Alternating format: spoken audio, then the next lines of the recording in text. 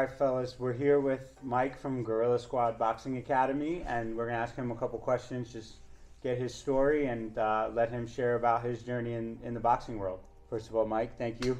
My name is, you're welcome. Appreciate Thank it. you. Nice Thank you for meeting being here with us. Glad to be here. Why don't you just start just telling people a little bit about yourself, brief intro, and then we'll jump into some questions about your story. Got it. My name is Mike, Coach Mike, Michael Baksh, whatever you want to call it. I'm the owner of Gorilla Squad Boxing Academy, also founder of Pivotal Point Empowering Project here in Edison, New Jersey, 3775 Park Ave. Here we focus on discipline, emotion control, confidence building, also teaching people how to fight. Take us back to the beginning. What was the moment that you knew you wanted to start a boxing gym? And from what you tell me, you got a little bit of an interesting story on how you got into boxing. So just tell us a little bit about that. When it came to boxing, I remember boxing from very young. I know I got a picture somewhere where I'm like maybe 9 years old in my garage. Mm-hmm. You know, my dad taught me whatever he knew. Not just with boxing, but also with wrestling and stuff like that, just fight sports in general. Yeah. So he taught me my foundation. What he didn't know, he read books, asked people about, then he would bring it home and teach me and I would practice. So from a young age, I had a foundation. When I was about 14 years old, I had my actual trainer outside of my dad. It was exciting, rough, because I got my ass kicked. When I tell you that I got my ass kicked. I really thought I could fight. A very humbling experience. So I get with a trainer. I got a team. I was kind of kicking some ass with the guys that were on my team. You know what I mean? Mm-hmm. So eventually early on, the coach started putting me up with some very experienced guys that weren't from my team, and I took some L's. Very humbling. Made me want to do more. Also kind of ran me away from the gym. That experience right there, I quit boxing for a whole year, bro. Okay. Whole year. And that's something that when people come to my gym, I don't want them to experience that. Yeah. You know, I mean, it is an intimidating sport. It is. People are scared to death to come into the gym. People that are even like supposed to be tough guys on the street, they are very nervous. A lot of them, I mean, I say all of them, are very nervous to actually step foot in a boxing gym because you're not going to beat everybody in that boxing gym. Mm-hmm. You know what I mean? So you got to come humble. So with that experience, you know, I quit boxing for a whole year. You know what I mean? Still with my friends, we slap boxing. I grew up doing that stuff. We didn't play PlayStation and that type of stuff like that in my day. We didn't have the cell phones in that day, so we were outside. Yeah. You know what I'm saying? And one thing that we did as friends, if you were my friend, like you had to have some type of hands. You had to have some type of hands with you, like because if we got into a problem, we all can rely on each other. You know what I mean? Wasn't the best. Strength in numbers. Exactly. We can't have a whole bunch of weak people. Like, you know what I mean? Yeah. Who we have to all be strong. We have to all be skilled. It's a little bit different nowadays though, because now these kids, they're not skilled here. They're getting their hands on guns. It's a lot more accessible. Mm-hmm. That's another reason why I really love this boxing thing, because it gives people an outlet. Yeah, man. After that whole experience, getting my butt kicked, quitting boxing for about a year or so, I started gradually taking it back, going into the gyms here and there. But I also had my foot in the streets. I was also trying to do the dumb shit. I wanted to be with my friends and still do the boxing. And I was the only one that was actually doing the boxing in the boxing gyms out of most of my friends. I do have some friends now that own MMA gyms and stuff like that. Okay. I'll put you on to them as well. Yeah, man. They got pretty cool stories as well. You know, growing up, going to Brunswick Boxing, I was in and out of that gym. Then I left the country. I got into some trouble, man, and I left the country and I was a fugitive. Okay. You know what I mean? And I left the country for almost 10 years. And when I left the country, I got into some more trouble. Okay. And after I got into that trouble when I left the country, all I had was boxing. Yeah. That's the only thing that was going to get me through the time that I had to spend where I was, right? So I had to find how am I gonna get into this boxing gym? I moved to Guyana. I went on a run. I caught some bullshit charge out here when I was 19 years old. It wasn't a bullshit charge, but it was a serious charge, and I was just coming home. Throughout the ages of 13, man, all the way up to the age of 38. I was being incarcerated. Yeah. All that time. And that's what messed up my real journey from boxing. If from that age of 15 and then, 14, and then I came out of boxing and then I started getting back in and then coming back out, it was like I wanted to have one foot in the street and then I wanted to be in a boxing gym. It doesn't work out. Kind of living a double life. Yeah, it does not work out. I remember going back to the boxing gym, being hungover, coming in a boxing gym looking like I'm going through withdrawals and shit. You know what I'm saying? Doesn't work out. No. Does not work out. But when I was fully in the gym, everything in my life was going good. My mental health was good. My physical health was good. I was better with my emotions, all of that other stuff, I started boxing when I was in South America. I had a trainer named George Oprek. He trains a world champion named Andrew Sixhead Lewis.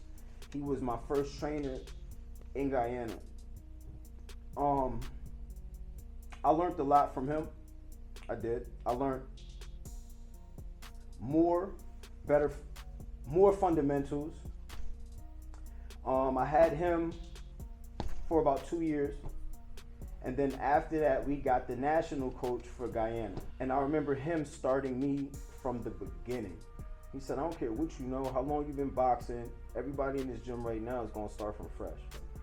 I take this guy's methods in my gym. I had coaches for a lot longer and stuff like that, which I learned from all of my coaches.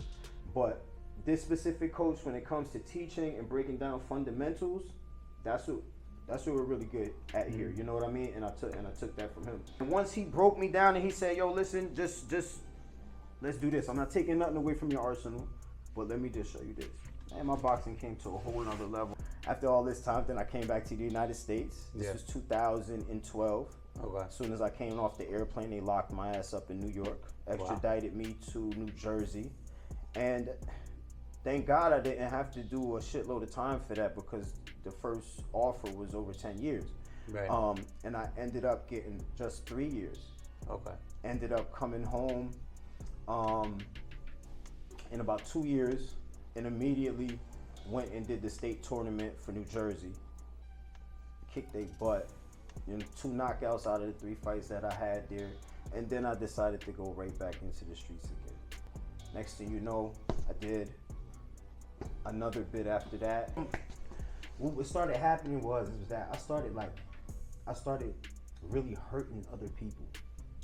You know what I mean? Yeah. I mean, I'm hurting people physically by doing my bullshit, but then I'm hurting the people that love me. Right. Yeah, that's a deeper. Mind you, I got a ton of kids. Yeah. Now I'm not even here to take care of my kids. You know what I'm saying? I do. So my last time being incarcerated, this was right before COVID. Okay. During my incarceration, COVID hit. Okay. So we're talking about that. Yeah. That type of time frame.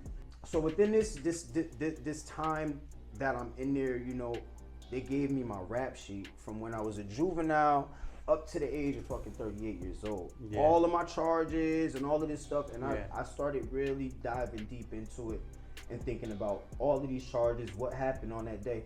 Man, at no time was I in my right state of mind. So I realized, like, yo, that's the common denominator right there. You know what I mean? It's some type of fucking drug or alcohol abuse. So I started doing AA meetings while I was in prison. Started leading them, and I wanted to come home and make my dad especially proud. And then maybe 2 months before I come out, the dude dies, man. Yeah, bro. My dad was a functional alcoholic. He was a successful dude, he was just alcoholic. You know what I'm saying? Yeah. That killed him. So I come home, I ain't got shit. Come home, I ain't got shit. I got my mom. That's who I got now. Yeah. Home with her for about 4 months. Then I realized my mom has a fucking drug addiction, bro. I never knew this. Mom, you're fucking 60 years old. Where the fuck did this come from? Man, New Year's Eve, I find my mom dead. And within this time, remember, so like I come home, I you know, dad dies, I come home, I'm trying to do my thing with this boxing thing. I just started this boxing thing. I'm teaching people outside. I'm living with my mom, find my mom dead. Now it's like, all right, I'm on my own. I ain't got no backbone, I'm my own backbone. You know what I mean? So at this point it's just about pushing forward and never stopping. You know what I'm saying?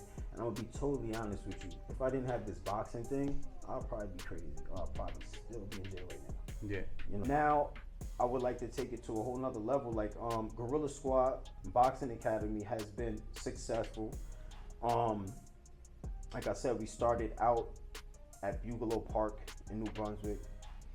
I ended up renting time slots at a dojo. Then I ended up investing in my own little garage. So on a day-to-day, Monday through Friday, we open up at 9, close at 12. Monday through Thursday, we open back up at 5, close at 9. Saturdays and Sundays, we have certain classes done in this gym right here that needs to be booked through the Vagaro app. Usually just come in the morning, set up, do whatever emails I gotta do, you know what I mean, for Pivotal Point and for Gorilla Squad. Then I start working with my students, usually in the morning it's adults. Is that like private bookings? No. You can walk in this facility. We have, and you can come as many times as you want. In the afternoons, that's when we run our classes and programs. We have fundamental classes. We have something called Fight Camp for the people that are signed up for fights and stuff like that. Right. We have something that we call Skills Clinic, where we're putting together all of the fundamentals and stuff like that together, mixing with the punches and stuff. Then we have conditioning classes where we mix in bag work and we mix in weights, strength training, that sort of stuff. Everything for boxing. Prices, we charge $20 a day. You can come and you can be in for the whole day. Or we charge $150 a month, meaning that you can come as many times as you want as long as we're open for the month. And so you mentioned you also run a nonprofit. Tell us a little bit about that, how it got started, what the mission of that organization's about. Awesome. Yes, I founded a nonprofit. It's called Pivotal Point Empowerment Project. What we do is we use boxing as the tool or vehicle to promote different things, you know, discipline. A lot of people don't got it. In a boxing gym, you will learn discipline. 100%. Emotion control. Yeah, that's a big one. Huge. Sometimes we do not. We all gonna feel it. We all feel emotions. We get mad. We get sad. All of that. Yeah. But it's what do we do when we have them emotions? You know what I'm saying? In boxing, there's always a bunch of different emotions going on, and you know how to regulate it. You end up learning how to regulate it. And in life, it will make you. It'll definitely help out with situations in life. Confidence building. A lot of people come to me, no eye contact, nothing, unsure about themselves, scared to death. I see a difference, like just after a couple times of being in here, getting a little bit of mentorship. You know what I mean? Socializing with their peers, that type of stuff. Another thing we really want to focus on is violence prevention and intervention. Right. My team and I, don't get it twisted. This is not just me.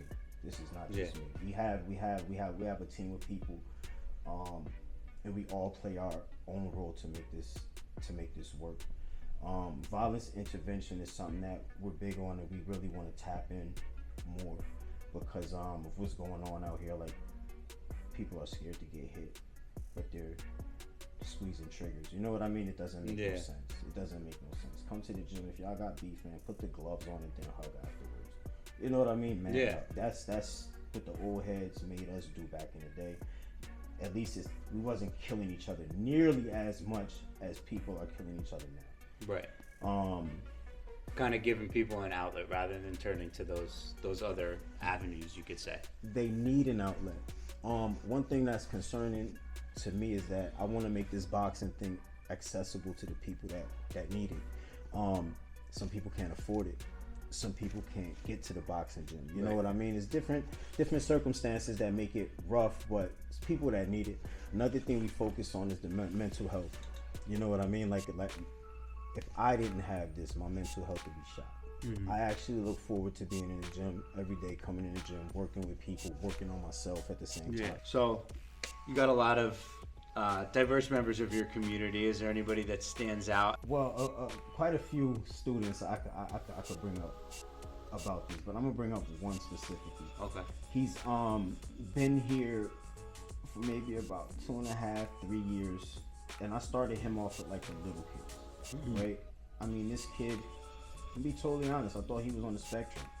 I thought that he had some type of mental issues, to be totally honest, when he came, but I worked with him just like he was anybody else. Of course. Kid couldn't do a push-up. The kid maybe spoke twice within the first year of being here. Wow. Yeah, it's unbelievable. He was in the kids' classes. It seemed like he was developing very slow. One day he came in here with a black eye. And I heard him speak. He said, "Coach, can you move me up with the big kid?" Thinking in my mind, I said, "Chris, that's a lot of work, man. You gotta show me something. I can't just do that. You gotta show me something." From that day on, that kid was a whole different beast. And I feel some type of way about it because even the other day I asked him, I said, "Chris, you was bullshitting with me the whole time? You was in there, you was bullshitting. Now he's in the gym from when we open to when we close." Wow. He's in there sparring. My first time seeing him spar, like, the kid is tough. The kid actually socializes now. Okay. You know what I mean? The kid is actually came out of his shell a little bit. Big time, not a little bit. Big time. Big time. Okay. Yeah, like he developed physically. He developed mentally. Like emotional regulation. This kid is amazing. You know what I mean? I done seen him leave up out of this ring with plenty of bloody noses. I can't say you can't spar. He'll be upset about that. He wants to do everything else that everyone else is doing, and he's actually like a part of the gym. He's not a nobody in the gym. Like he's not just somebody who shows up. Correct. You know what I mean? He's like a staple here, and it's pretty amazing to see that process. And I seen his parents, like, they're very proud of him. I'm very proud of him, and I'm loving the development. The other thing I have for you is just what's something that keeps you going? Like, what is it like when things get tough and you kind of feel like maybe your back's against the wall running all these organizations? Like, you got a lot of balls up in the air. What's something you lean on for that? My back is always against the wall with this. I'm not gonna lie. Okay. It's tough. Financially, sometimes I'm not sure. Thank God that I've been blessed. I've been blessed. Every month I could pay my rent. I got money to take care of whatever it is that I need to do. And I just came home from prison. I have an extensive criminal background. Mm-hmm. I can't get a decent job if I wanted to. You understand what I mean? Yeah, I do. This is all I got, and this is all I know. There's no failing. Right. There's no failing. If something, there is no plan B. No, you gotta fix the plan. If something, absolutely, so man. This is when it comes to being resilient, and I'm gonna tell you, within my journey, there was a lot of times where I could have just gave up. I could have broke, but I ain't got no choice. I already told myself I'm gonna do something. I built confidence in what I do. I see the results from what I do. Mm-hmm. And that right there is satisfying enough for me. You know what I mean? I don't gotta be rich off of this shit. You know what I mean? I wanna make a difference. I wanna when I die, let me tell you something. A few years ago, if I would have died, nobody would have really had anything good to say about Coach Mike. I wasn't even Coach Mike. Right. You understand? Now if I die, I know that I've touched a lot of people. Yeah. You know what I mean? Just by being me, just by teaching boxing, and within the boxing, all of the benefits that come with it. So you've built quite an empire here for yourself. That sounds lovely. What's your plan for the future? What will the next couple of years look like for you? Next couple, well, I'm gonna continue going with Gorilla Squad Boxing Academy. If possible, maybe expand, maybe get a whole nother location in a different town or something like that. A good friend of mine has actually sat down and spoke to me about that the other day. So that's possible. But my main focus is really pushing Pivotal Point Empowerment Project. Okay. You want to focus on the nonprofit? I'm putting a lot of my time, my effort, my money back into that, so people can really get the benefits of boxing. Like, we're in a school. We got contract with a couple school districts and stuff like that. Man, I'm seeing it from day. I'm seeing the same results.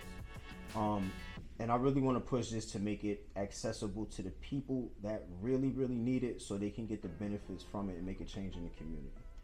That's the goals for the future.